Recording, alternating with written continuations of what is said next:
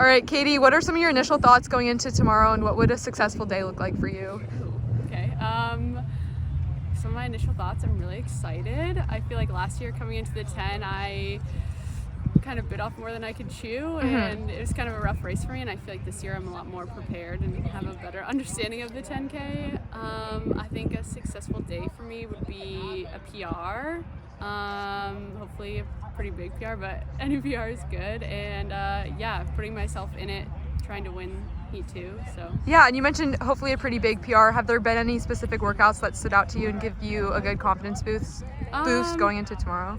Yeah, I've had a few. I feel like I've done some longer tempos that I feel like I just didn't really have last year going into the 10. I did one that was like 9 miles of alternating miles and then a hard fast finish. I feel like that was a good confidence booster, and I feel like my speed has sort of started to come back around, which is always nice to have both of those things together. So yeah, and I know you transitioned away from Tinman Elite and signed a contract with Saucony. Can you speak a little bit about what those changes have been like for you in your training? Yeah, so I decided to leave Tinman at the end of December, early January, and then signed with Saucony, which is super exciting. I'm still living in Boulder and still see the Tinman people around. I think I'm still sort of on the team as much as you can be while not being on the team. I see Mark and Joan at the track all the time, and they're always there cheering for me and calling splits and stuff, so it's super nice to have them. But yeah, I'm back with my college coach from Portland State. I feel like if I had to do remote coaching, he's someone who just knows me really well. Yeah, it's nice to have someone who you can train with from far away, but it feels like they're there. Yeah, so I feel like a lot of athletes are going back to their college coaches or even like their high school coaches like Grant Fisher.